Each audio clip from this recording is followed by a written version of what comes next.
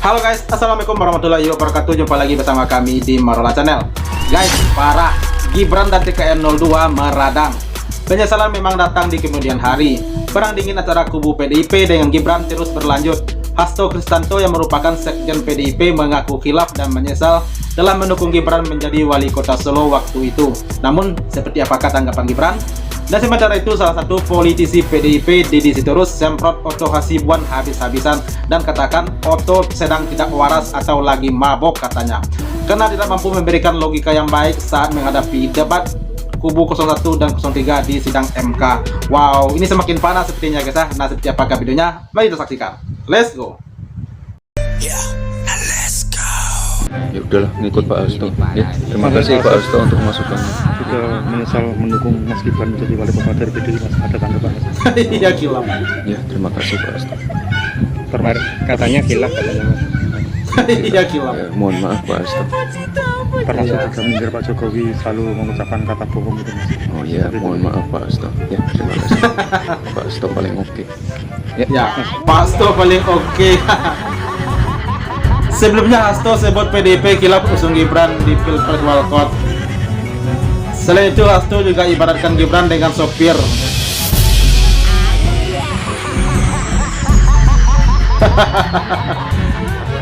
Ia sebut jadi sopir truk ada batas usianya. Sosok yang berjiwa kerdil, ya.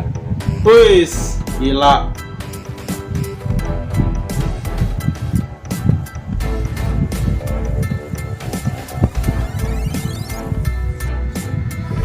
Kerdil itu kata-kata yang agak sedikit gimana begitu ya.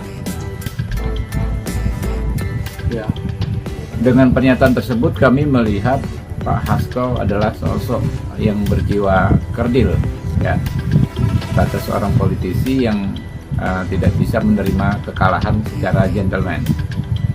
Dia terlihat sekali tidak dalam kapasitas sebagai negarawan, ya, negarawan yang harusnya menunjukkan sikap respect, ya, termasuk terhadap kompetitor.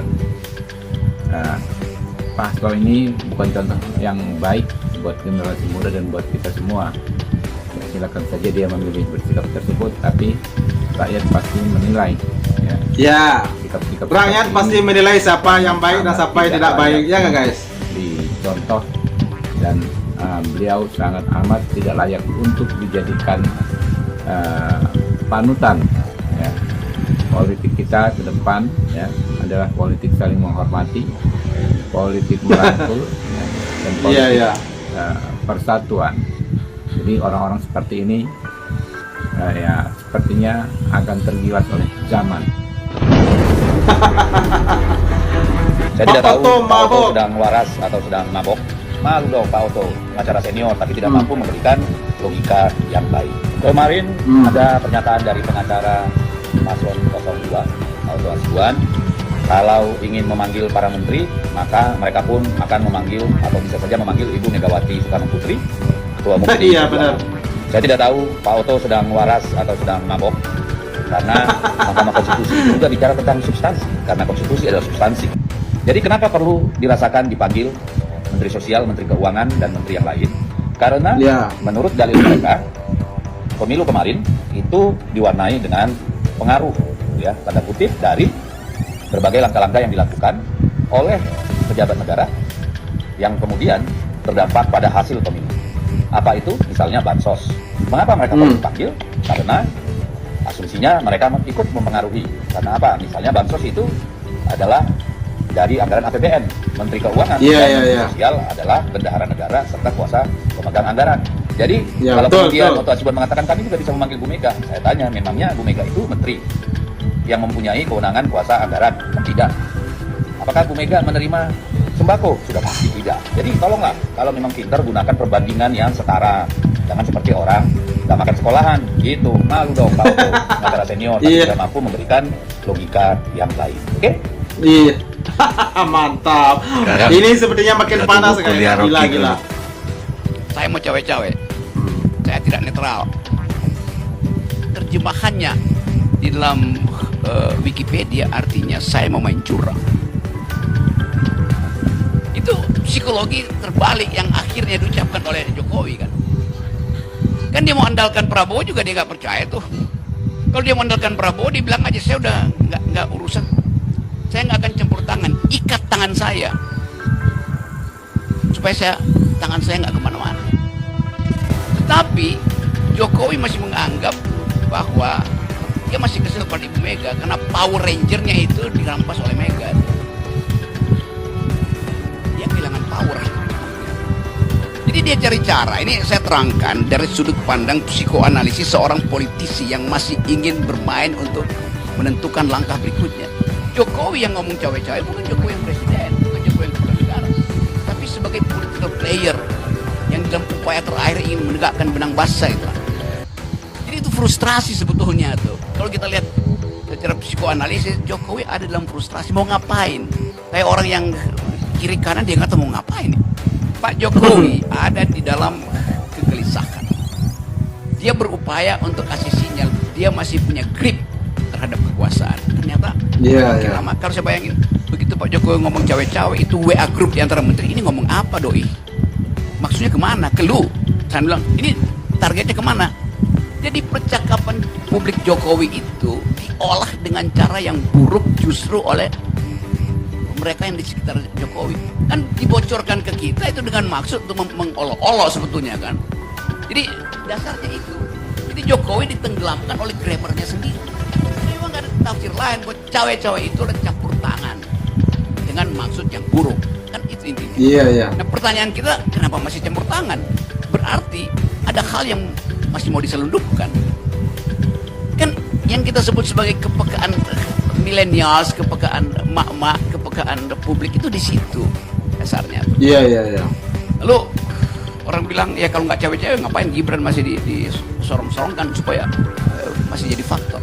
Jadi semua peralatan Jokowi ingin dia pakai di hari terakhir atau di ujung kekuasaannya. Itu namanya cewek-cewek. Mudah sekali. Jadi ya udahlah.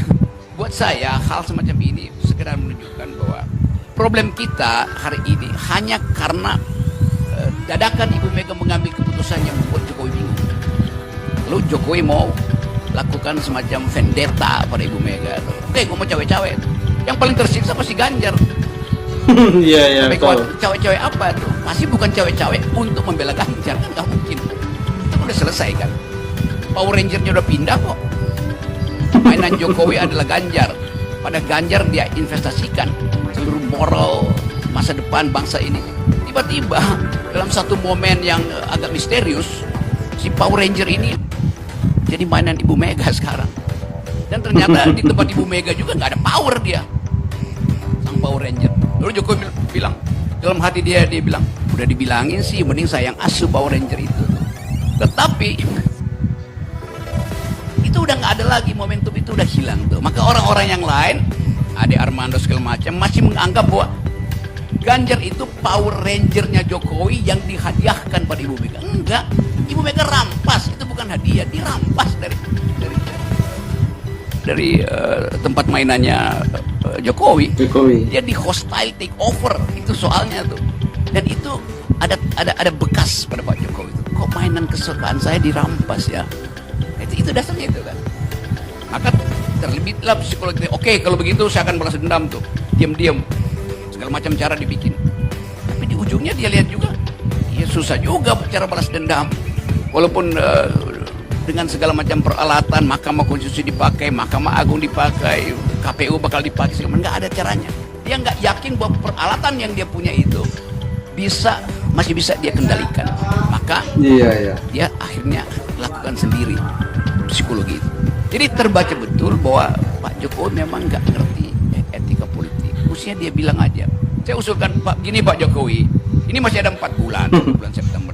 Coba Anda setiap 2 minggu kasih pidato public address untuk dengan menyebutkan saya akan mengucapkan pidato seri 8 kali tentang masa depan bangsa ini tanpa semacam sensasi bahwa dia akan mengendalikan politik. Itu lebih bermutu supaya dia mempersiapkan diri jadi Pandito Ratu sebagai pertapa nanti. Yang paling bagus adalah Gibran udah bilang pulang aja ayah tuh, mending main dengan cucu-cucu tuh, karena mainannya dia udah dirampas Ibu Mega, jadi balik lagi main dengan cucu. Itu intinya tuh. Jadi Jadi kita tahu bahwa psikologi itu mengganggu Jokowi. Dia kehilangan mainan. Jadi intinya itu, dia kehilangan mainan yang dia sayang, yang namanya Ganjar. Iya. Hanya karena itu sebetulnya urusan ini jadi panjang. Jadi kembalikan aja Pak Jokowi dalam keadaan ya supaya batinnya itu tenang gitu. Coba dia jangan lagi dikelilingi oleh buzzer atau oleh relawan, dikelilingi oleh psikolog aja, itu lebih bagus buat beliau. Terima kasih.